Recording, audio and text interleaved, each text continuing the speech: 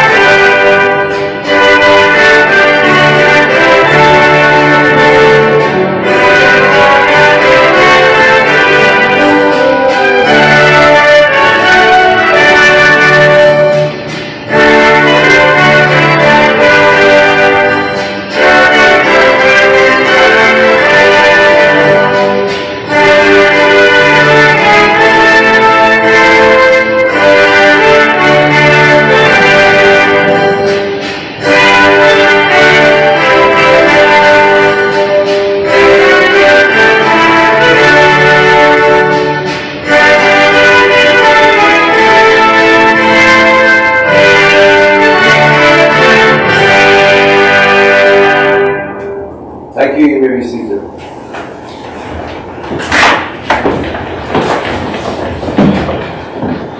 Continuing with agenda point number 1, announcements. Two members of the Island Council, Mr. Wilson and Mr. Every, are absent with notice. I don't have any further announcements. Agenda point number 2, approval of the agenda. We have on the current agenda two proposals. Proposal 2025 number 1, the government program execution agenda 2025-2027, and proposal 2025 number 2, the memorandum of understanding between the councils of Seva and Statia and the Department of St. Martin.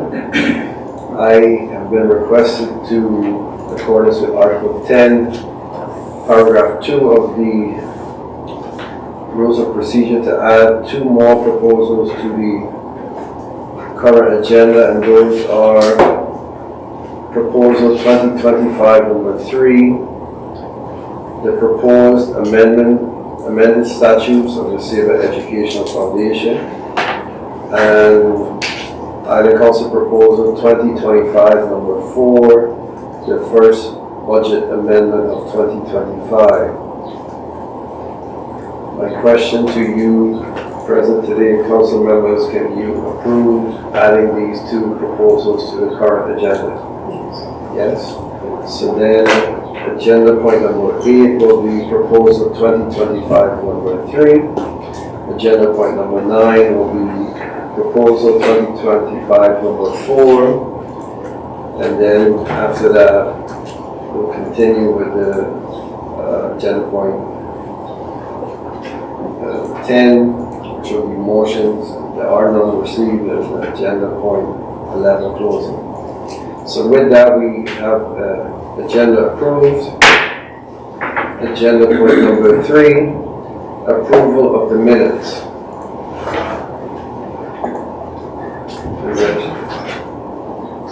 Also, no minutes, so that agenda point will be, there's nothing to approve there. Agenda point number 4, oral question time in accordance with Article 36 of the Rules of Procedure. There were questions received. And we begin with Island Council Lady Ms. Elsa Peterson. Thank you, Mr. Chairman, and good afternoon to all of my colleagues, all members of civil service, and also those viewing via live stream. Before going into my questions for today, I would first like to take a moment to compliment the government on a post made yesterday about respectful communication. I thought it was an important message, especially for a small community like ours. And I think that it sets a real reminder that we can disagree without being disrespectful. And it's something we often need to hear. So I appreciate that the government took the initiative to make that post. So I have two topics I would like to address and a few questions thereafter. My first one is on banking services. So I would first also like to acknowledge and commend the efforts of our government in the ongoing lobbying that has contributed to the recent announcement by the ING Bank of its intention to begin offering services to Saba and Statia. I believe this marks a long overdue, but a very welcome development that could significantly improve the quality of banking on our island. However, while this is indeed a step in the right direction, we must remain honest and grounded in the current banking reality. The state of banking on Saba has reached a critical point. Recent incidents, including the skimming fraud of RBC, and the concerning lack of communication with its affected clients has severely undermined public trust and in the current banking infrastructure. Additionally, MCB has communicated to many people over the last months that they have decided to discontinue basic services to our community, such as the ability to open a new bank account. These events have not only highlighted, but confirmed the urgency of this matter. Our residents and businesses are being left in a vulnerable position with limited options for secure, accessible, and reliable financial services. We all know that banking is not a luxury. It is a fundamental need for any functioning society. It touches every aspect of our lives on Saba, from paying salaries, conducting business, to receiving pensions, and also other benefits. While we welcome ING's interest, a potential timeline of late 2026 feels far too distant, especially given the current instability. I understand that representatives from the ING Bank were recently on the island, which gives me hope, but we must act with urgency and push for a more accelerated timeline. The people of Saba cannot afford to wait another year and a half for basic financial stability. So my questions are therefore, can the Executive Council provide updates on the discussions held with the ING Bank during their recent visit to the island? Specifically, were there any assurances or opportunities for an earlier start of services explored, considering the urgent banking needs of our community? Additionally, could the Council outline what the process will look like moving forward so that both the Island Council and the public have a clear understanding of the steps being taken and what to expect? Should I continue or? Yeah, continue. That concludes my questions for this point. My next point was about alcohol abuse and community safety. So this is Mental Health Awareness Month, and I believe it's time we speak with honesty, courage, and care about something that many of us already know. Alcohol abuse is hurting our community. This is not about banning alcohol. This is not about controlling people's choices. This is about protecting our people, preserving our peace, and addressing growing public health and safety issues that we can no longer afford to ignore. We live on a small island, and yet the impacts of alcohol misuse are massive. I recently sat in a court case here on Saba, where the lawyer stated that 8 out of 10 criminal cases she handles on Saba involve alcohol. She even called up the government in the courtroom to make changes on our island. The 2024 crime statistics from KPCN also confirms this, saying that the majority of violent incidents on our island involve the overuse of alcohol and often combined with drugs as well. While with summer approaching and carnival around the corner, we all know what the narrative will be as well. We've seen this before, we all talk about it behind closed doors, but what are we doing about it in the open? When do we stop treating alcohol abuse as a personal failing and start recognizing it as a community crisis, a mental health issue, a public safety concern, but most importantly, a collective responsibility? I want to make it clear, I'm not against people drinking alcohol. I'm not saying we should stop selling it. But we cannot ignore the serious problems that come when people drink too much, especially when it leads to violence, mental health struggles, and broken families. Now I know this is not a popular topic, but I say it with no remorse because the people of Sable are all of our responsibility. We see the patterns, we know the stories.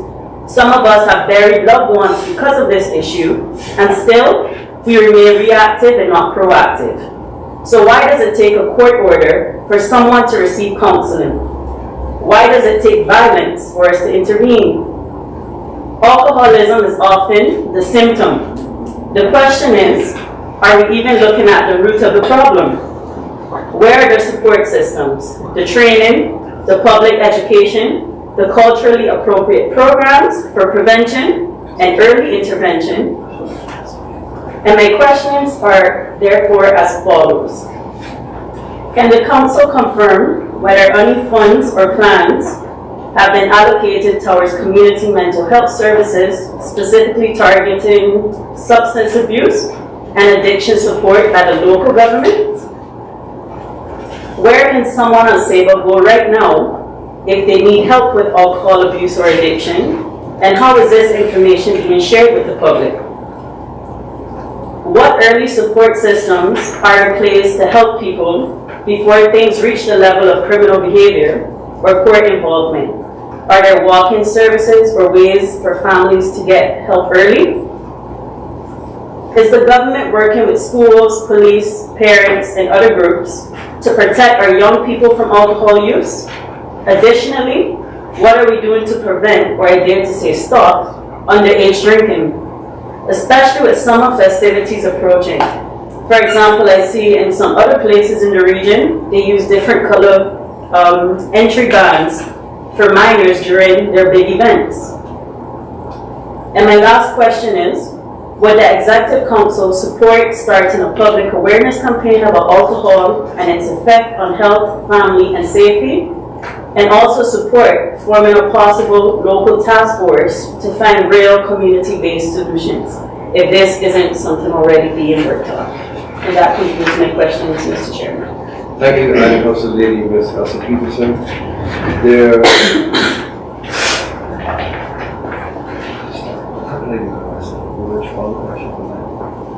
I think we did it per person. Okay, just refreshing.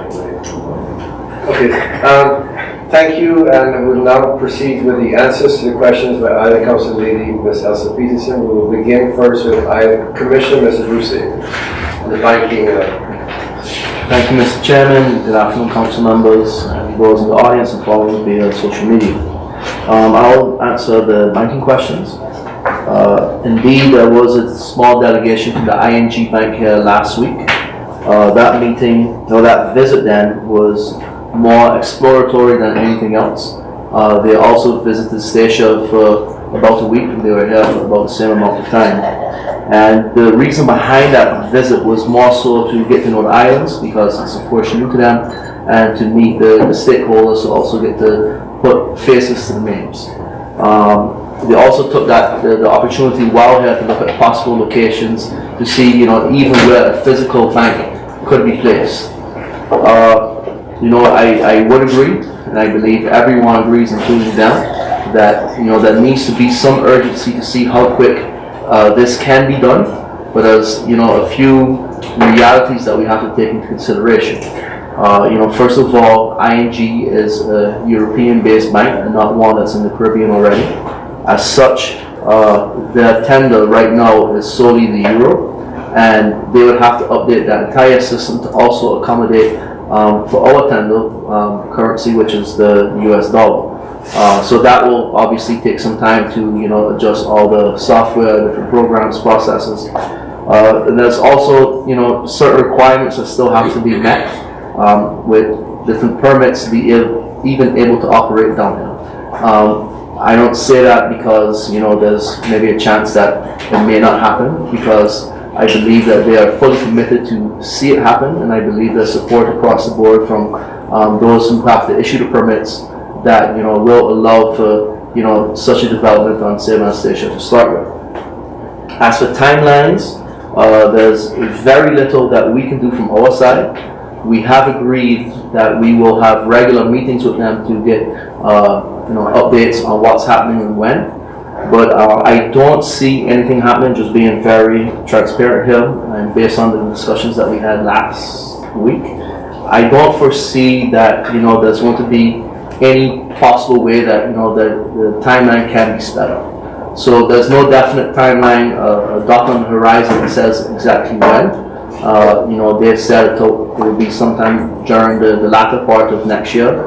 And I do believe that, they also agreed as urgency, and I trust that they will also do all that they can to ensure that how it can be sped up, but for sure everything has to be in place before they can actually, open the doors to a local branch.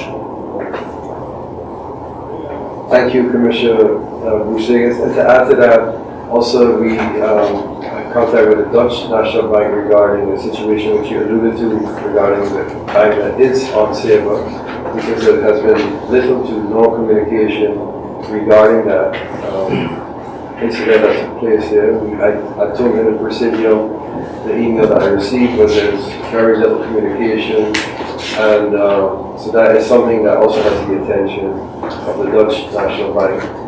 And yes, we need to continue. And as Commissioner Zegas stated, the sense of urgency of the ING representatives who came here, I met with them also. They are aware of that. They're also setting up a small, they have one of the banks which they use in the area in the Netherlands, setting it up as if it was Saba or Station to try it out, because they really want to ensure that if they really come, when they come, that there's no kinks in the cable. As we all know, it has to be flawless, and we want to go through all the scenarios. If electricity goes down, if something happens with telecommunications, what would be the backup? So they really want to ensure that everything is in place, and they want to do it correctly, which is also important. It's like the CEO of the bank said, he believes that we should be treated just like residents of some of the islands in the European part of the Netherlands, and that is what we expect after all these years. I mean, we all experience the two current banking systems on the island, which is very much subpar. We continue then on Just one follow-up then to the banking. Thank you, Commissioner Zegas and Governor, for your responses. Just one question I didn't submit it, but maybe you all can also answer. It's now, since you mentioned the DMV, I also saw that they're going to have some ATMs on the island, correct? Could you also maybe give an update on that and what that timeline exactly will look like? Sure. The goal of that is this year, and it will be 4 locations. They were here not last week, but the week before, investigating possible locations. They have a partnership, I believe, with Brinks, who also has business on St. Martin, so they will be managing the day-to-day operations of the ATMs. The idea is that there will be 4, 1 at the harbor, 1 here in the bottom, 1 on Riverside, and 1 at the airport. And in addition to that, there will also be deposit machines, 1 on Riverside and 1 here in the bottom. And then that will be affiliated with the local banks, and then managed, of course, by the back office with Brinks. But the timeline for the installation of the ATM machines is this year. Thank you. Okay, we continue then to the Question in regards to, because you mentioned the RDC situation, that they did not respond or didn't provide any communication. And I'm just wondering, what is, under which central bank, who are they responsible to, or who are they accountable to? DMV. Yeah. And they also don't respond to Well, we're busy in contact with them, but they have to answer to the DMV. And The Dutch, the DMV.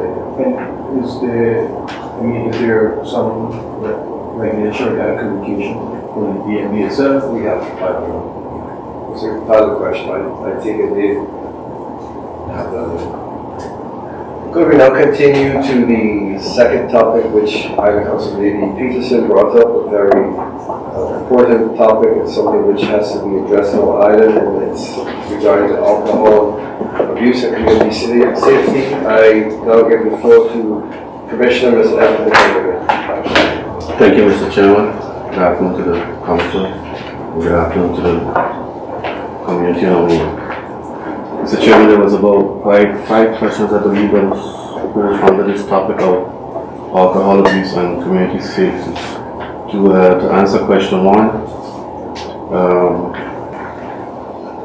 currently work is being carried out on the mental health framework, which will provide more insight in the available services related to community mental health services.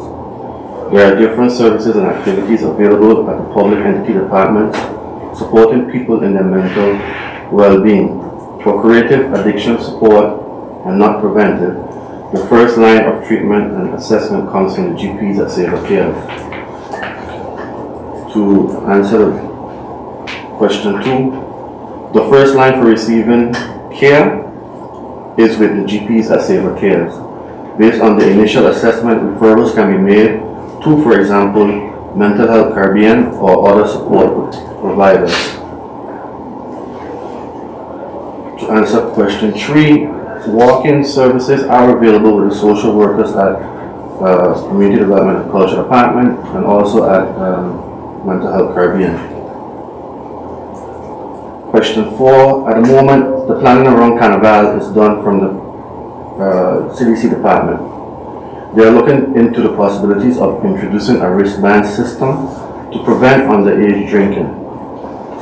This, for Sabre, will be a new approach and will need clear communication towards the public and support from organizations and the public entity.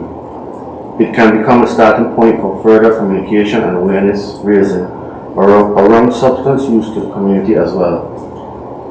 And to answer the last question, public health and sports together with community development and culture and BMS will focus more on awareness around alcohol, health and the consequences. This will be done in the summer around Carnival and in the schools to start with. There is contact with the Ministry of VVS to see if some of the national campaigns around alcohol use can be tailored to the Sabre setting being used for public awareness raising on this topic. Thank you, Mr. Hager. Council Lady Peterson. Thank you, Commissioner Hager. You gave a lot of information, but I still didn't hear the answer to where this information will be shared. Because I don't know about my colleagues, but I don't see this information anywhere where people can actually go to get help for these support systems.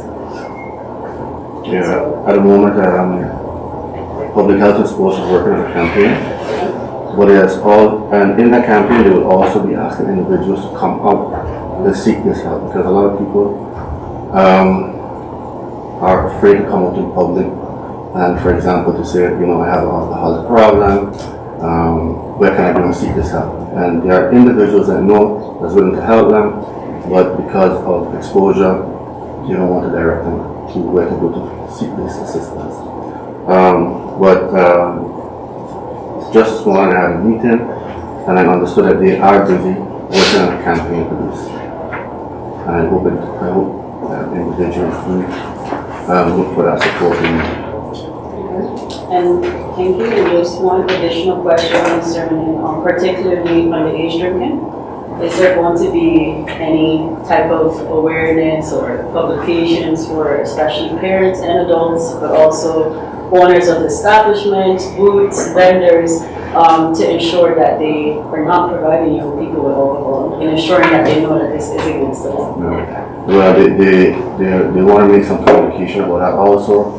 And during the carnival, but I actually wanted to do it during one of the street fairs, was to introduce a wristband with a specific color that would identify underage individual. So then the boot holders will know exactly that this individual is underage and you're not allowed to sell them alcohol. You know. Yeah. So that's why I also mentioned to ensure that the community, especially parents and adults, also take on their responsibility to young people, and that they are also not giving them drinks, because going to the bar is just one way they can get it. So they won't get it there, but someone else, which often happens, can go and buy it and give it to them. So, for example, now for Carnival, will it also be enforced maybe with security or police or however that works during these events, that if they see someone with a different color wristband that's not supposed to be drinking alcohol, if they can then intervene in those situations? Well, apparently it was that way in the past. I think about a year or so, 2 years ago. Members of the Carnival committee and the security was involved into looking out for these instances, and there were 1 or 2 that were actually reported, and the individual parents were being spoken to. So I look forward to that also happening this year for Carnival also. It will be something new at that time, where I understand that they will try to enforce it strictly. So let's see what happens. But I will be on top of it for sure. And I'll communicate with the council also, with public health.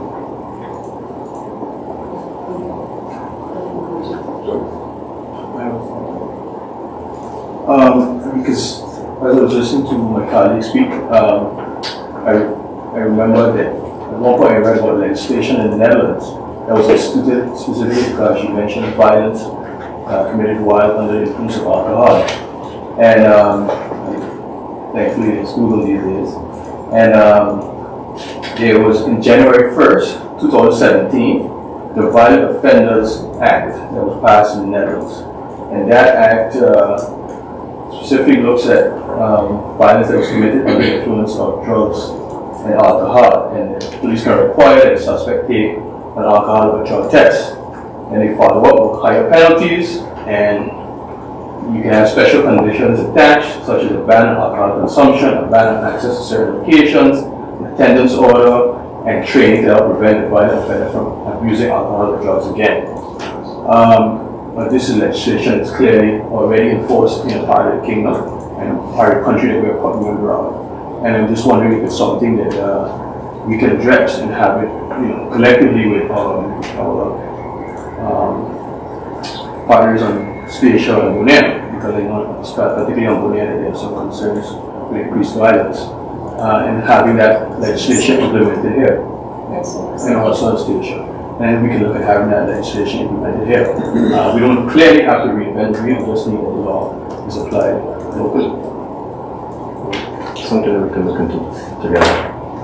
If I may say, there was a case last year from a person who is going to get into problems, and he was given a ban of 6 months from drinking or going to bars. And if he did, he would be, like you said, the mandatory drug testing. So for those 6 months, that person did well, but then what Ida Council Lady Peterson says, then they fall back into those cycle again. I'd like to add also, the normalization of certain behaviors. We all see different things going on, and who should say what, when, and how. So that is also something that is, as not now, but maybe as the Ida Council Lady suggested in the task group or whatever, which we should address, because normalizing certain behaviors it should not be acceptable, because it's having an effect. We all here know that we have people also using not only alcohol but other things to stay away, and then they can go through for longer. So all these things can have a longer term effects on our bodies, and then it can lead to other things. So those are things we as a community also need to address together. Not looking down at anybody, at judgment, but it's just things that because of other things that they go to this. So it's something that we need to talk about in a respectful manner with each other and address those things, because it is a concerning trend, and yeah, it can have bad results. I mean, on Seva, we are fortunate that we don't have what we saw on other islands, like Chowlas and stuff like that. At the same time, we need to look towards the future, because some of those safety nets could fall away, like we were also saying, and then if they don't have it, then what? So this is a very important topic which we need to address in a subsequent meeting with the council, the whole councils and the community as it is very relevant. We continue with the further questioning, questions by either council member, Mrs. Rita Charles. Thank you very much, Chairman. Question in regards to the mechanic, the first set of questions. And yeah, I was recently posted on Facebook by Mechanic Ferry that they would increase fares between the destinations that they currently serve. That would include Sable. And while they said that the increase was minimal, just to cover some costs, the result is that there's a substantial increase from the time it began until now. Statement by public entities, they said that the service would be also difficult to maintain in the future if there wasn't a subsidy to continue the service. So, considering how important and how valuable the service is, for residents of the Seva and the surrounding islands, it would be, significant if the service was lost. But also, I'm concerned about, maintaining the service at a relatively low cost, because at one point, if you look at, say another $25 over the next coming years, a year or two, it's going to be almost as expensive as an airline ticket, and then it kind of defeats the purpose of having ferry service. You might as well just say everybody wants to take the plane. So I think it's important to maintain a subsidy, like I said before, on board aviation, but also on maritime services. So my questions are, can the Executive Council explain the reason for the recent increase in the travel fares? And also, can the Executive Council explain what is being done to ensure the continuation of the ferry service if and when the subsidies are eliminated later this year? My next question is in regards to affordable home ownership. Recently, I saw that the visit of the Minister of Housing was cancelled because she was called to the department for other reasons, and well, actually for housing reasons, but not for other reasons, because there's also a housing problem in the Netherlands. And the reason for the trip was to discuss housing opportunities on the islands. And in the statement that was published when they canceled the trip, it was stated that the intention was to speak about rental housing. And of course, we agree that we need to have social housing, affordable rental housing, but also affordable home ownership. There was supposed to be some discussions, so I'm curious what those discussions would have been about. So can the Executive Council share what those discussions would have entailed? And also, the release specifically mentions rental housing. Are there any discussions about how to increase access to affordable home ownership on the island? And if so, can the Executive Council elaborate on these discussions? Thank you, Island Council Member, Mr. Peter Charles. We begin first with Commissioner Lucega's questions about the McDonald Ferry. Thank you, Mr. Chairman. Maybe to give a bit of context with the Macana, I think it's pretty well known how it came about. It started first as a pilot with $2 million for 2 years. After that period ended, together with Beza Cab, Seva and Seychelles Boat Lobby, and we were able to get $1 million for an additional 2 years. So for the same period of time, but half the subsidy. And from the first pilot period, we also saw that numbers showed how that would be difficult. And based on the discussions that we had on Seva, and I believe it was November 2023, between the islands and the Macana, it was agreed upon that the way forward would be that for 2024, the 1 million would be split that you would get 700,000 in 2024, and then 300,000 in 2025. That's how it was agreed upon that a subsidy would be divided. The reason why it was suggested to do it that way was to buy time. Buy time that SEBA and Statia could lobby for additional funding, knowing that it would be, quite limiting, and, also may come to a point at which fares needed to be increased, which nobody wanted. But also, with the hope that the trend would continue that we had seen during the first 2 years, that numbers would pick up. And of course, when numbers pick up, there's less need for the subsidy. Well, the reality sets in pretty quickly sometimes. Not only were we not successful to get additional funding, but also the numbers decrease across the board during the first months of 2025 and also parts of 2024. And that's with the rates being maintained at the level when it first initially started. The PSO had been signed late in April, but there was already discussions even before that if an increase wasn't forthcoming, that rates would have to be increased. The islands did request late last year for a financial deep dive into the numbers, just to see, if what was being reported was correct. And the deep dive came out to say that, nothing was being exaggerated. The numbers were the numbers. And, the saying, they say liars can figure, but figures don't lie. And B, assured that, without a subsidy, and a substantial one at that to maintain operations and affordable prices, a bigger subsidy would be needed. As for the continuation beyond this year, there is question marks about that. SEBA and Statia continue to lobby that this service should be seen as one that's essential for connectivity. I believe there is a bit of a feeling that something might be forthcoming, but of course there's no guarantees. The State Secretary of Bays of Car has made a commitment to the second chamber that he will communicate with them by October to announce whether funding will be forthcoming or not, so that the ferry can continue with the subsidy beyond the end of 2025. However, if funding isn't received, a subsidy for the continuation of the project, that doesn't necessarily mean that the Nakana has to stop, but it also means that rates have to reflect a business plan to ensure that they can make ends meet. So that's where we are with the Nakana, and of course I hope that Island Council also, when they have the opportunity, they also underline the importance of the funding required to ensure that all this continues, because we also do it every opportunity that we can. Thank you, Commissioner Zegas.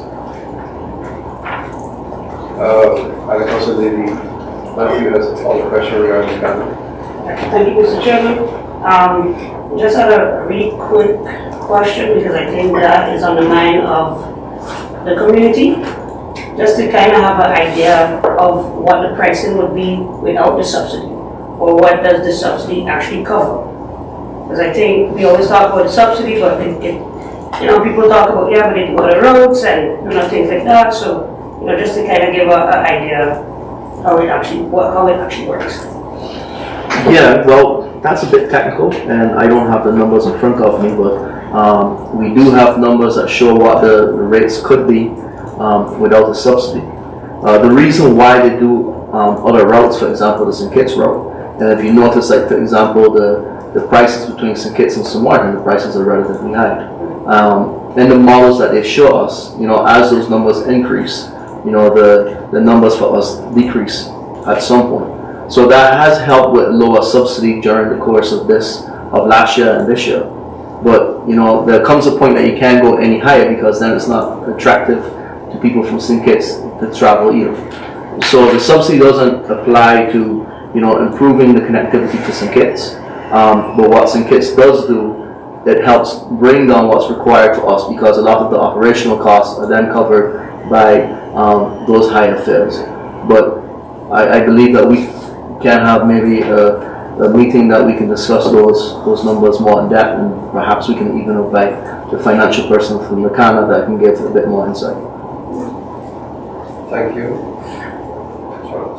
I had a question because you mentioned there was a decrease in numbers last part of 2024 and very part of this year. And I just wonder if we've done any investigations into what is causing that decrease, even though until now the fare was relatively the same over the course of the year. If you have any insight. No factual insight, but maybe a few assumptions. A lot of that is weather related.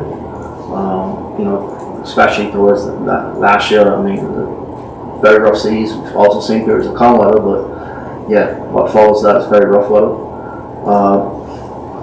Part of the reason that they think is lower numbers of people like participating in events that's being held on other islands. Like for example, during the first island period, they were quite shocked to see how many people traveled to St. Martin, for example, for Carnival, or traveled to Statia for like things like the bike show and Carnival. But then that was also directly after the COVID period, and people, were eager to go somewhere. And those trends didn't continue into 2024.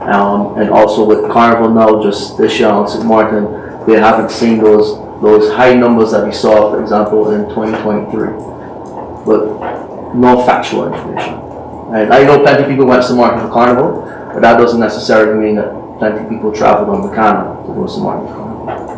Well, if I can interject there, if it's about going to Carnival or going to any event of the weekend, the schedule isn't necessarily conducive to leaving for the weekend and coming back after the weekend, because you can't leave on a Friday and you can't come back on a Monday. Yeah. So it's like almost, if that's the reason why they're saying there's a decrease in numbers, then we need to look at what the schedule is. But the schedule also reflects the reality of having one less million to operate with, and having to fit within the parameters established by border control. So yeah, the schedule is very much influenced by those two realities. Had there been more flexibility, and to be honest, that's like beating a dead horse. You're not getting anywhere with that. Had there been flexibility with border control, the schedule would be quite different. But because of that, it's limiting, and it does have an impact on the numbers.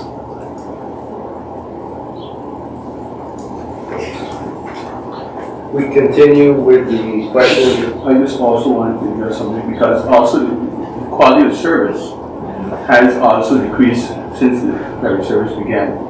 And I know we have tons of reference and so on, and I think it's important that we are aware of what is being done, if anything is being done to address that, because I myself have seen it decline over time. I know we have brought up even here on the floor of the council, and I'm just curious what would be done if the subsidies continue, if we can continue to reduce prices, what would be done to make sure that the standard of service can remain high. And I also want to add, I know that we will be traveling to Leland in the month of June when we're in the Netherlands for other reasons. And I hope that you can bring at least some awareness to the level of service that provided there, and see how we can maintain something that resembles that.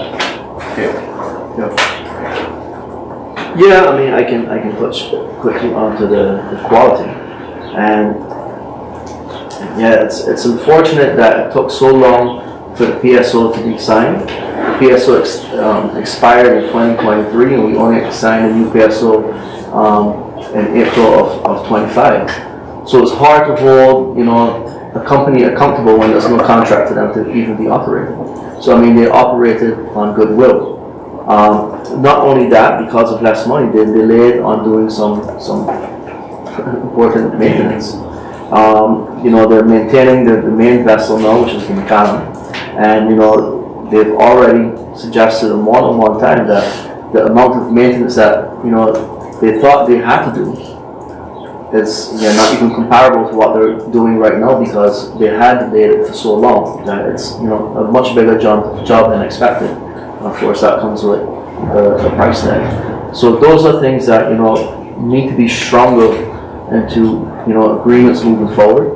But, you know, I think the biggest issue was that, you know, there wasn't a contract in place that we could hold them accountable to during that period where they were just operating more out of goodwill than anything else. Thank you. We now continue with the questions regarding affordable housing. Commissioner Engler. Thank you, Mr. Chairman. I'll answer all the questions in one shot. I'll try my best. Okay, the ambition was for Minister Kaiser of Housing and Spatial Planning to sign an action list, accelerate affordable housing construction with the Executive Council during her visit to Sabre. Unfortunately, that got cancelled. It is now the ambition to sign this action list during the upcoming visit of the Executive Council members in the Netherlands around the BNK Congress, which is scheduled for in June. In the letter of intent, housing and spatial planning from late 2023, it was agreed to build around 50 affordable homes on Sabre by 2030, both social homes and affordable owner-occupied housing. The public entity and the ministry have come across several barriers around housing construction and are working actively to break them. The action list is a testament of this collaboration and will include commitments to help break the barriers around the construction of new affordable homes, such as the limited financial resources available at the public entity, limited availability of locations, capacity, island ordinances, limitations of the banking system, and challenges around the management of social homes. The action list will be made public after it has been signed and will be included in the forthcoming revision of the policy agenda housing and spatial planning. Thank you.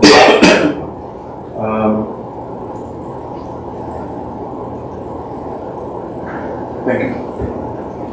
My question to you guys is because we talk about affordable housing, and that's the public entity building homes, so for purchase. But also you have where you have it's difficult to get a mortgage, so even it's also, I guess, you know, building costs are very high. And one of the things that we've talked about in the past is that the construction of a system is important when you want to build a home too. But it's also a significant cost to a home. If you look at, for instance, Bonaire and Stacia, if you don't have to build a system, the costs go down significantly. And so the owner on Sabre, of course, they have to have water, but they also bearing infrastructural costs. And that's why in the past we have discussed that it would be good if there's some assistance for homeowners who want to build, potential homeowners who want to build, to constructing systems. And I'm just wondering, where is that thinking in the pipeline? You know, whether or not that's something we are interested in moving forward with, as something, you know, there's funding, or we're seeking funding to assist with that. Because I think that would go a long way to helping homeowners, future homeowners, get affordable mortgages, if that was a cost that we could eliminate. You know, so I do hope that, and I'd like to hear what your thoughts on that. No, I totally agree with you. Building a system, building in general is expensive, and if you want to build a home, especially on Sabre, the first thing you do is to build a system. And when you're constructing a system, it's normally $1 per gallon. That is how the contractors are calculated. So you want a system that holds 50,000 gallons, you'll have $50,000 in your bank account. But besides that, to even start to construct a system, normally you have to put it underground, and taking a loan is an arm and a leg nowadays. And I like what you brought up about Bonaire and Stacia, because on those islands, you hardly have those systems that people have running water going to the homes. But now, recently I got to understand that that is actually becoming a trend in these islands. Because at certain times there is water shortage at their plants, and when there's no electricity, they don't have water. So the idea was that a lot of people are reverting out to doing systems, and also buying water tanks just to store water. So is there going to be a plan that includes the opportunity to finance? That was the idea. And that's something that is that would be signed in that agreement with the minister. Well, I haven't seen the agreement yet, but that was the idea, what we wanted. And what about, in general, are there other factors that are in that plan, in terms of how we could reduce the cost of building or do things that will make it much more accessible to people to build their own homes? Well, one of the things was, for example, banking. And so seeing that we are busy working on that, one of the other things was seeing how we could help individuals get access to properties, to land. So there's a lot of land on the island that's undivided, and the idea was to see how we could facilitate with that, so that individuals could actually, those who could get the property without having to go through the process of purchasing it and get it. But we are only like facilitators in that process. I also, because I know the ministries, for as long as I've been a council member here, talking about housing, but recently there was a report released by the Court of Audit, and they were very critical of the government and their approach, because they're saying that they continue to talk about, making home ownership more accessible, but they actually don't contribute very little. They don't contribute very much in that regard. So they do these sort of this virtue signaling, but they don't actually do very much in terms of content. And we continue to have these hopes that things are going to improve, but it's getting more and more difficult. And we have very little data, like how many people under a certain age actually own homes, how many people under a certain age want to own homes, how accessible it would be for them to get a home. And so I think that there needs to be much more data so that we can really understand the extent of the problem, so that we can really start asking the Hague to make sure that they put resources in that direction. Yeah. Otherwise, I continue to, we're all aging, but the reality is that when you're old and you don't own a home, you're poor, because you're at you're at the whim of the market. And today you could have a house, and if you don't have social housing, tomorrow your landlord can say, well, cost of land is so high, I have to ask you to pay this much, or you have to leave. And we can already see what the price of rents are. I'm shocked sometimes when I see on Sabre Classifieds, people post rental homes and what the cost for those homes are, and I'm wondering who can afford to pay those. Yeah, I agree with you with the when you said the collection of data. That was one of the things that when I was at the director for social housing was looking into how many folks that live in our social homes would like to own a home. Because if we don't collect this data, we won't know how many individuals we have. So the idea was to have them get out of that system so they can be able to apply for a home. But then that didn't just, it wasn't to just stay with just folks in social housing, but folks in general. And one of the target groups I wanted to target was young individuals.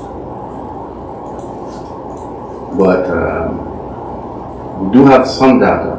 I don't want to say how many individuals it is in total, but it's also shared with social domain at the desk of the social workers. So we do have a small list.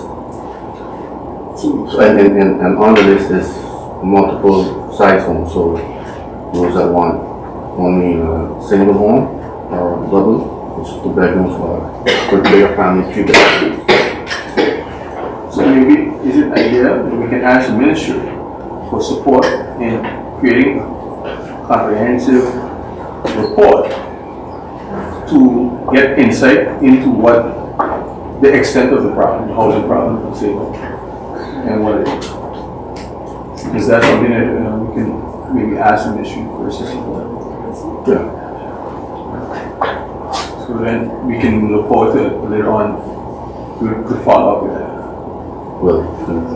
Thank you. And maybe a session also by the council. Thank you. Okay, thank you. That concludes agenda point number 4, oral question time. We now continue with agenda point number 5, incoming correspondence and announcements. First, we go to 5.1, Island Council incoming and outgoing correspondence list from February 11 to May the 2nd, 2025.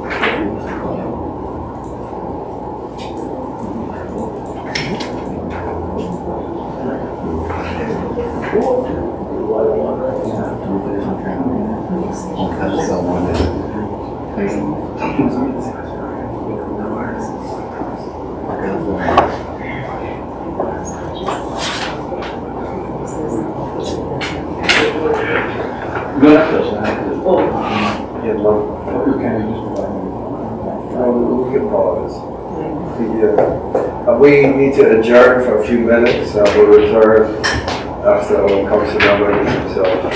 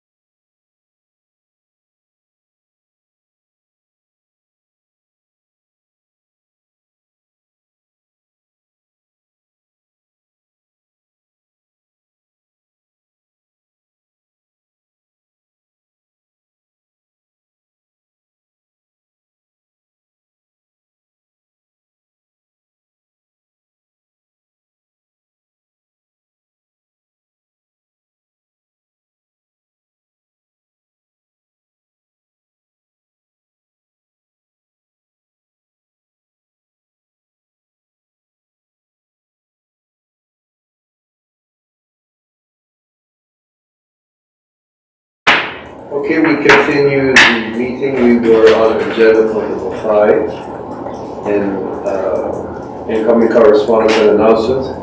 5.1 is the Island Council incoming and outgoing correspondence list from February 11th to May 2nd, 2025. We begin with a general question from Island Council Lady Matthew. Thank you, Mr. Chairman. Recently, when persons in the community send in correspondence to the Executive Council, they also include the Island Council. And of course, most of the issues have to be addressed by the Executive Council, and we usually don't know if they are addressed or not. So I just want to know what's the timeline to respond to people that send in questions or concerns to the Executive Council. And based on our incoming correspondence list, if everybody that sent in correspondence has already been addressed. Thanks for that question. On 5.1, we have more specific. 5.1. Okay. 5.2, the Executive Council decision list. Thank you, Mr. Chairman. I just want to flag 2 points. And one is about the decision list of the base savings on February 26th. 3.0.3, basic response to Basic CAB memorandum on involvement desk legislation. So that's the first one. And the second one is also from the decision list, but of March 4th, 2025, and this is 3.0.6, and it's SABA renovation grant open for applications 2025. Continue with Island Council Member Stephen Charles on 5.2. Thank you, Mr. Chairman. My questions that I flagged February 26th, 3.0.3, basic responsibility cap. On March 4th, 3.0.6, SABA renovation grant opening for applications 2025. And on March 11th, 2025, 3.1.3, request letter temporary VTH capacity ES. And for decisions of March 18, 2025, 3.0.4, community development and cultural policy plan 2025 to 2026.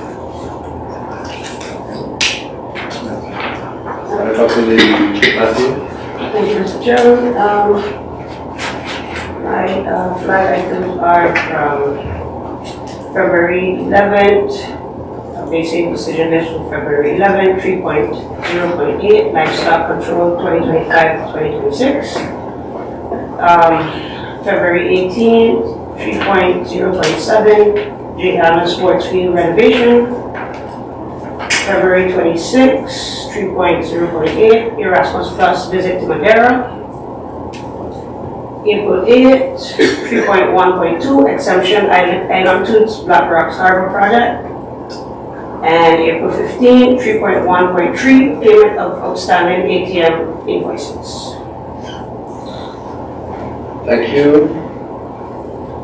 That concludes agenda point 5.2, the Executive Council decision list, and these will be answered in the next Central Committee meeting. 5.3, written questions to the Executive Council in accordance with Article 35. We have received those will also be answered in the next Island Council. Those were written from Island Council members. That's in the next. He had written question. That's for the next. Yeah, we put that in the next. So Island Council member Mr. Rolando Wilson has submitted written question for the next meeting. 5.4, answers to written questions that were known. Okay, we then move on to agenda point number 6, Island Council Proposal 2025, number 1, the government program execution agenda 2025 to 2027. I begin with, So yeah. just to clarify, yesterday in the central committee meeting, Commissioner Zegers gave the proposal. okay, And we had some discussion, so I decided that we would conclude a hammer piece in case Saskia today had any questions that she wanted to cover. so we begin then with the first round, whereby the Island Council members can ask questions based on the proposal. I just have one question, and that's about reporting, because I think that was clearly fine. And I just wondering if we could establish, along with the passing of this, regular reporting cycle. Island Council Meeting, Matthew. Yeah, I also had a question about reporting, so it would be good that we have that so that we can evaluate the success of the execution plan, but also that we make space for transparency and like midterm public feedback, so that people could also have input on the plans and how it's going. I actually had 2 other questions, and I think me and Commissioner Zegers had this conversation already, but I just wanted to ask just before we pass, if all of the timelines are realistic, if all the items that were supposed to be finished in Q1 are already finished. And I was curious about the legislative agenda. Since we are the legislative body, and I've never seen it, I just maybe if you could send it to us so that we can see what it looks like. And that's all I have. Thank you.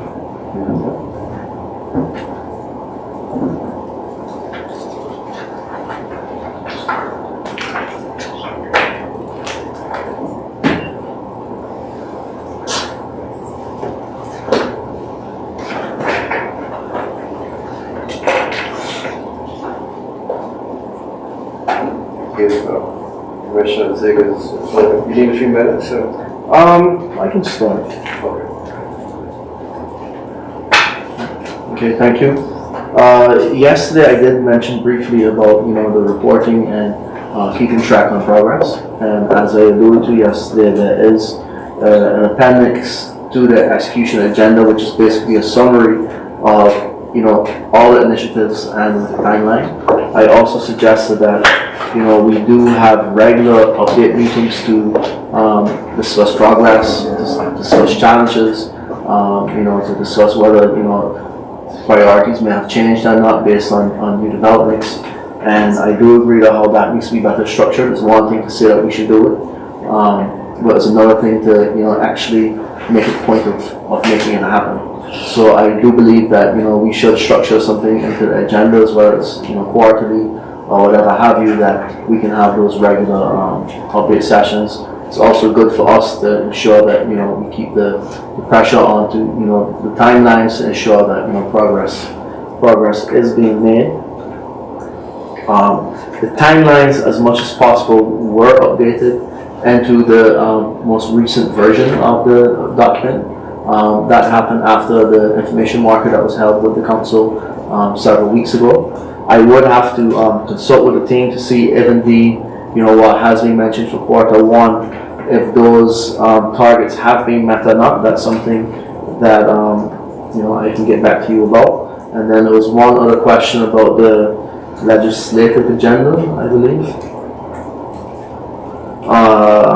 Some feedback here. That's something that still needs to be worked out, and that's in the hands of legal. Will arrange a meeting with the Island Council to review it and make an agreement on priorities.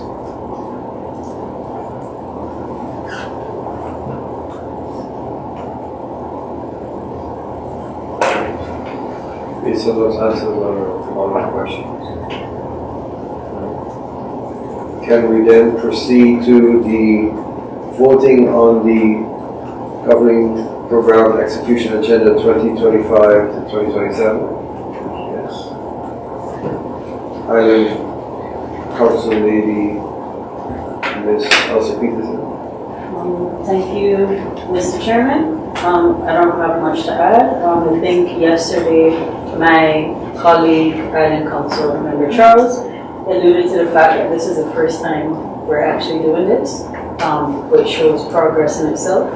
So I would just like to thank you all for all the work you did, and I hope this could really move us more forward and that we continue on this path.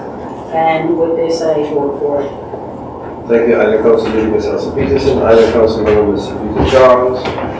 Thank you, Mr. Chairman. I just also want to echo the sentiments that I said yesterday. I think it's remarkable that we're here. I think we're setting precedent. We continue to move forward, and I hope that next government term, an item like this will be presented much earlier, and because we now have a better understanding of how to do things. So I want to thank everybody for their hard work, and I hope for it. Thank you. Councilmember Mr. Charles, and Council Lady Ms. Haskell Matthew. Mr. Chairman, I think I don't really have much to add. I think Victoria and Elsa already said the majority of it, but thanks everybody for the hard work. I think it was a lot of work, and I look forward to seeing the progress, and I vote for it. Thank you. With that, we have 3 votes for, 0 votes against. The Island Council Proposal 2025, number 1, the Governing Program Execution Agenda 2025 to 2027 is approved. We continue now, agenda point number 7. Island Council Proposal 2025, number 2, the Memorandum of Understanding between the Island Council of Seba Station and the Parliament of St. Martin. I will give the floor to Island Council Lady Ms. Elsa Peterson as she becomes. Thank you, Mr. Chairman. So I'm going to present this today on behalf of Island Council of Saba, because I was the chair of the meeting. So the subject is the Memorandum of Understanding between the Island Council of Saba, St. Eustatius, and the Parliament of St. Martin. And I'll just read the executive summary. So this Memorandum of Understanding between the Island Councils of Saba and St. Eustatius and the Parliament of St. Martin aims to enhance cooperation among the islands, to establish a framework for regular meetings to ensure ongoing communication and collaboration, to focus on economic development, healthcare, disaster preparedness, environmental sustainability, and cultural exchange, to promote continuous dialogue and support regional initiatives. A joint steering committee will oversee the MOU's implementation meetings semi-annually to review progress and plan future actions. Meetings will rotate amongst the islands, with the hosting island responsible for organization and logistics. The MOU is non-binding and serves as a framework for collaboration, effective upon approval of the respective Island Council and Parliament, and it goes on. So I would just like to say that this was the first time that these 3 islands have come together in this way since 10-10-10, since before 10-10-10. So 24 years next month of days. So, as the governor just mentioned, 24 years plus that the islands came together, and what he's referred to is with the economic union, I believe. So it was good that our islands came together again, and also to realize how much more we can do together, because we are all interconnected. We all depend on each other one way or the next, and we look forward to continue collaborating with St. Martin and Statia, and we hope for good results moving forward. Thank you. Is there a need for the other council to say something? Because it's something that also the language of the commissioner went to St. Bart's, where there was some discussion about regional collaboration. And so I was just wondering if maybe you could enlighten us. And I saw it in the statement that there would be a follow-up meeting in a few weeks or months. And I was just wondering if the commission would be able to enlighten us on that trip, and not necessarily on the trip, but on those things as well. Can you have the line with this? Let me stick to this one first. I think it's in line. Anyhow, that includes French islands. This is the tree or Dutch French islands.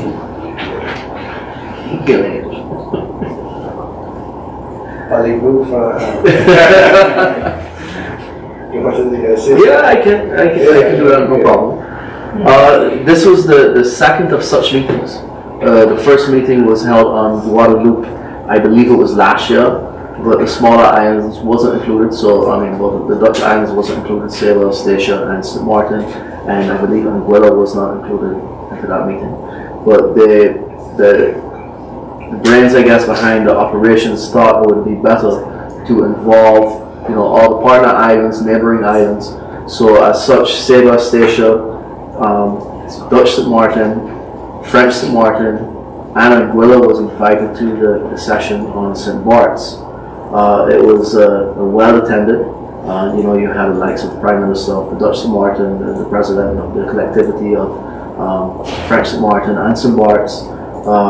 The person that's over those two of the collectivity was also you had the Vice President of Martinique from Guadeloupe. So it was quite the delegations from the different islands. A minister also from Anguilla, Minister of Romy from St. Martin.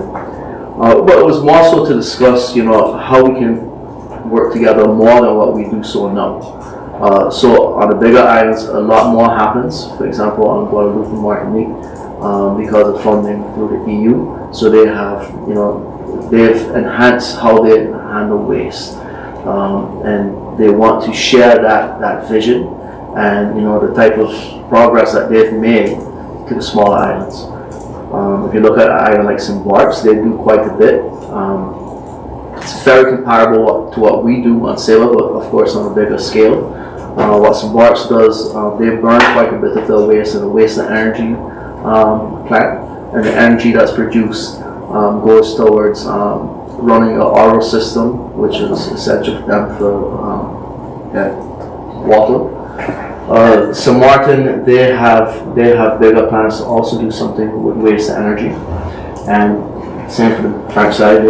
So both sides of the island is working on waste and energy plants, and the idea behind this is to see how we can share information, share knowledge, work towards solutions that can benefit each island. Examples were given that if Martinique has some type of specialization for dealing with plastics, that we shouldn't reinvent that. We should try to make use of local resources and local services that's already established, rather than trying to recreate a system. So that was the basis of the sessions. A lot of information was shared.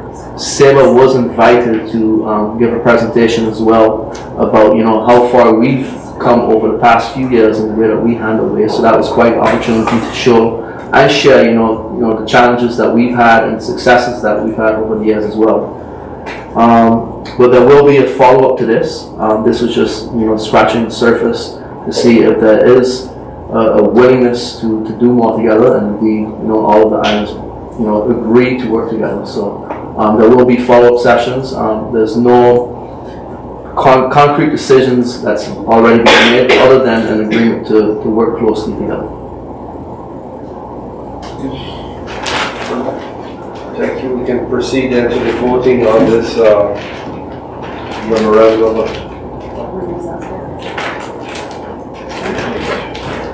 Okay, we proceed then to the voting on proposal number 2. Thank you, Mr. Chairman. First, I vote for. And Councilmember Mr. Charles. Thank you, Mr. Chairman. I think it's it's about time that we reconnect once again with our sisters and brothers in the region. And I think based on what the information they've said, that even not only within the Dutch Caribbean, but French, English-speaking Caribbean, that there's also willingness to continue to work together. And after taking some time to separate and regain our composure, clear that, there's an opportunity to work together. So I look forward to what that means for SEBA and the other islands. So with that, I vote for. Thank you, Councilman Mr. Charles. I Council Lady Les Matthew. Thank you, Mr. Chairman. I just want to say that I hope that now that we've started again, this will be a strong and lasting endeavor, and we continue to strengthen our ties, and it will benefit our communities, because ultimately that's the reason why we have come together. And with that, I vote for it. Thank you. With that, we have 3 votes for, 0 votes against. The memorandum of understanding between the Island Councils of Seba and Station Department of St. Martin is approved.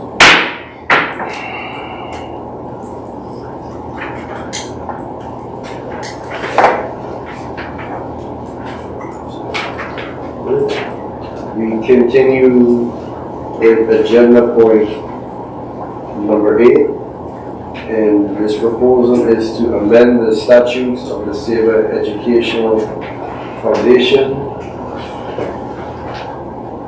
The proposal, Commission.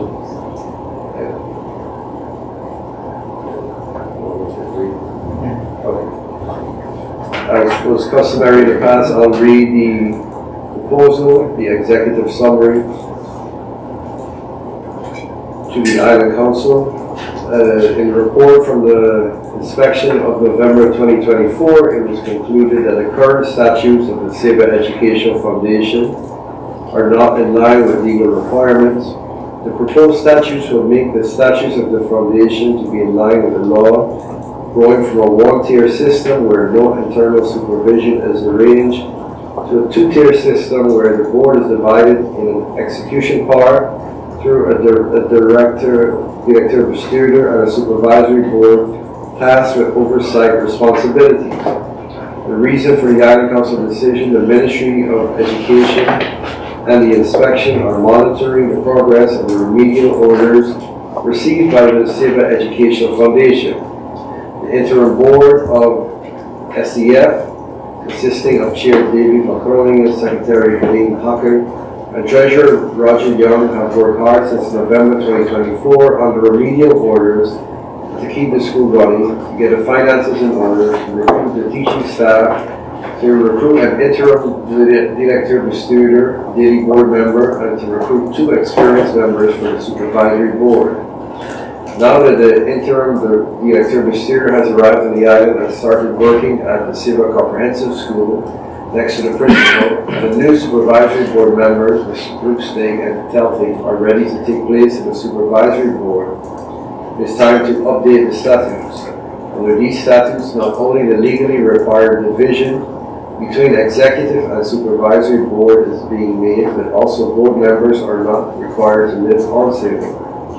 With the current directive having resigned, it is necessary to be able to appoint the new director as a fully responsible director bestuurder and further work on the necessary improvements. The Executive Council has had no role in the development of the content of this proposal. The Seba Educational Foundation and the Island Council have a direct link, but ultimately the Island Council is responsible for taking the necessary measures regarding public education. Agendizing this proposal and amending the statutes at this moment enables both the SEF board and the Island Council to properly fulfill their legal and governance responsibilities. The statutes establish stipulations on role division, appointment procedures, decision-making, and accountability in line with the law. The basis of the statutes are standard statutes that are being used for public education in the European, Netherlands, and are in line with all legal requirements. Adapting to the local situation has been done without diverting from regular statutes. The new statutes were intended to be presented to the Island Council earlier, but in an earlier stage before the current principal resigned. A different method was sought out where the executive power was attributed to 2 director bestuurders.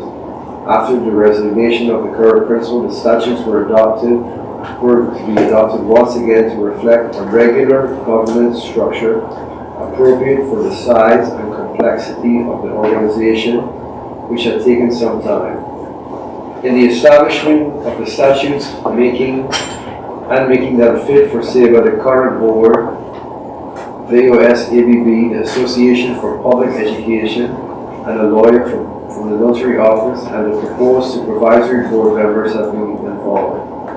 The legal basis of this is the Wet Fort Gazette Underways 2020 Article 3, point 11, paragraph 4, states that the changing of the statutes requires approval from the Municipal Council and here is the Island Council. The involvement of public agencies. There was a meeting for the appointment of the supervisory board, members of the Island Council. The participatory council of the school have been involved in establishing the profile in line with the requirements OCOA has set. And in interviews, it is in agreement with the proposed members. The same goes for the recruitment of the director of the steering. The Island Council had a meeting with the board on May the 14th, where the content was discussed further. And approach and planning, the notary expressed to be readily available to formalize a statute change after the approval of the Island Council. The board membership can then be established at the Chamber of Commerce. The proposed to approve the attached draft council decision. I ask the council if there's need for further deliberation on this question when needed. Then we can proceed to the voting. I council lady, Ms. Peterson. Thank you, Mr. Chairman. So I would also like to say that it was only recently that as Island Council members, we found out our responsibility in regards to public education. And now that we know, we also all agree collectively that we need to move forward with this first step, which includes updating these statutes. I would also like to say that the SEBA Education Foundation has made great progress in a very short time, and we need to also appreciate and commend those efforts. So with this, I would also like to thank you all here present and to those that are not here for your service, and with this I vote for it. Thank you, Island Council Lady Peterson. Island Council Member Mr. Charles. Thank you, Mr. Chairman. And I also would like to give my recognition to the members of the board for the hard work that they've done, for all those that worked very hard to make this a reality. We've had, I know, at least 2 or 3 updates, informing us about, the progress at schools, the school in particular, and I think it's remarkable that the developments that have occurred over that period of time. Of course, perfection doesn't exist, and there's always work to be done, but I know that there are capable hands on deck, and I just wish them much success as they move forward. And with that, I would like to vote for. Thank you. Island Council Lady Ms. Saskia Matthew. Thank you, Mr. Chairman. I too would like to commend the board for stepping in the middle of a crisis and getting the school to its current level. I was very happy to see that the board is even working on governance documents for the school, which I'm jealous that our local government doesn't even have. Of course, the work is not over, but I'm confident that they have the most important thing in mind, the children. And I look forward to hearing the continued progress. We owe it to the students, the teachers, and families to ensure this change will lead to measurable improvements, not just administrative restructures. And with that, I vote for it. Thank you. With that, we have 3 votes for, 0 votes against. The amended statutes of the SEBA Educational Foundation are approved. We continue with agenda point number 9. It's Island Council Proposal 2025 number 4. The proposal is to approve the first budget amendment. Yeah, I can see it. Okay, Commissioner Zegers, I give you the floor to explain. Okay, I assume you'll read the proposal If you afterwards. want to tell me what you Yeah. Okay, well, the first budget amendment, a different year, of course, but nothing different than the regular procedure. It's a requirement that's laid out in the FinDES. When the new FinDES is ever adopted, there probably won't be a first quarter amendment. The time will tell. Implementation report is not really an amendment. The time will tell, of course, about that. This is basically a progress report about the activities of the first quarter.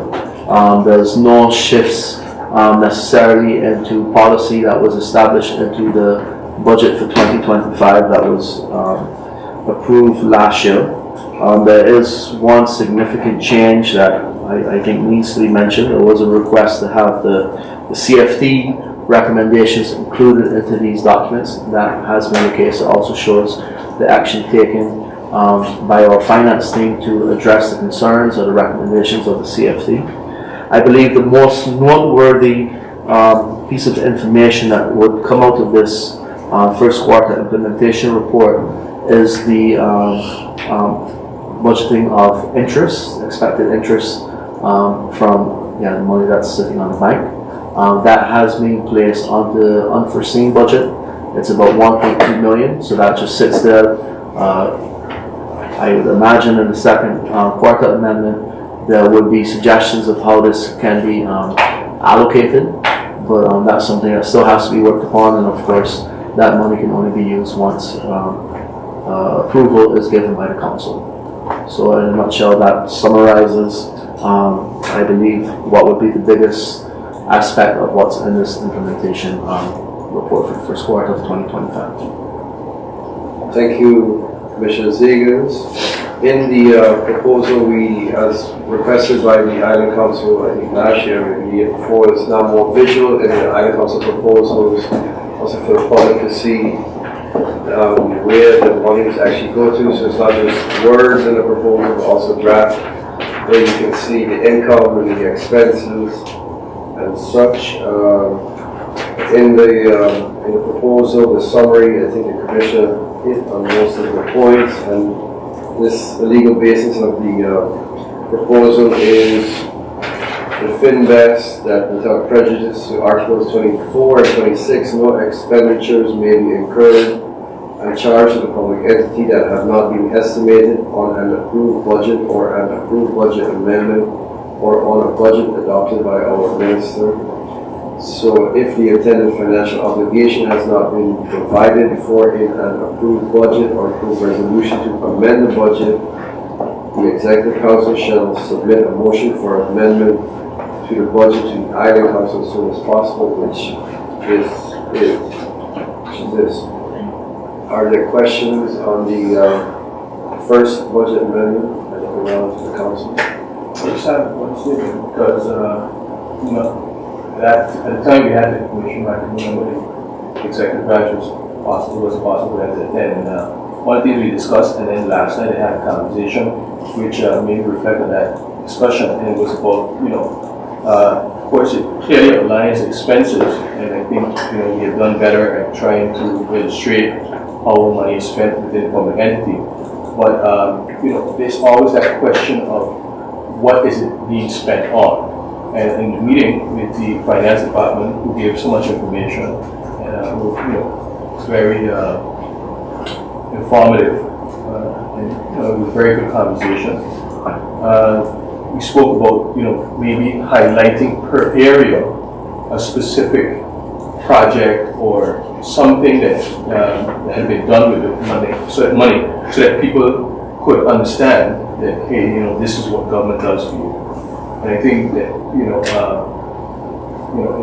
last night the conversation was, what does the government do? And, I said, well, it would take me hours to explain you, but I think it's important that, that question is asked less. Of course, there are always going to be people who want to ask questions and for various reasons, but I think it should be clear to people, hey, this is where government working for you. And we need to find a way to make that clear to the community. So I just hope that in the future budget amendments, maybe not this one, the next one, the second quarter one, but at least maybe the third and fourth quarter, that we could do that, and even especially in the year forward, moving forward. Thank you for that suggestion, Councilmember Mr. Charles. We then move on to the voting. Item Councilmember Ms. Elsa Peterson. Thank you, Mr. Chairman. So I would just like, per usual, to commend the Finance Department. We see all the improvements that have been made in the proposal. The work you do isn't easy. I think sometimes many of us underestimate the work you do. A lot is required of you, not only by us, but also through sometimes very intense financial laws. And I just want to thank you all for the work that you do. And with this, I vote for. Thank you, Item Councilmember Ms. Elsa Peterson. Item Councilmember Mr. Peter Charles. Thank you, Mr. Chairman. I would also like to commend the Finance Department for the job well done. Last quarter, the CFT had some recommendations of how the report should be restructured. Those were taken into account in this budget amendment. So I want to commend the Finance Department for making those changes. But I also want to commend it for that glowing report. It was shared all over Facebook. I saw it in regional media. And I think, it's no easy feat. If you look at where other islands are, we look at the work that we're doing, we should be able to say, give ourselves a pat on the back, because dealing with money isn't easy, and trying to be accountable and make sure that we do a good job at what we've been given isn't always the easiest task either. So I want to commend everybody for the hard work that they've done, and continue to do, and I look forward to seeing the results moving forward. So with that, I vote for this budget. Thank you, Item Councilmember Mr. Charles. Item Councilmember Ms. Matthews. Thank you, Mr. Chairman. I don't know if there's anything left for me to say, but Marine and team, you guys know, I always say you guys do a good job. I think you keep trying to incorporate all the suggestions, whether it's from the recommendations from the CFT or from us or even from the community, and I think that's commendable, because at the end of the day, we all work for the community, and with that said, I vote for. Thank you, Item Councilmember Ms. Matthews. With that, we have 3 votes for, 0 votes against. The first budget amendment is approved. We now continue with agenda point number 10, motion. There were motions provided. Agenda point number 11, closing. Before closing, I would like to thank the council members for their presence, and also the Executive Council Commissioners, the Deputy Item Secretary, the Finance Department, all those who have made this meeting possible today, the civil servants behind the scenes. You make it possible for us to make and prepare what we do. So thank you for everyone's presence, our registrar. Have a good afternoon further, and a good weekend. Thank you.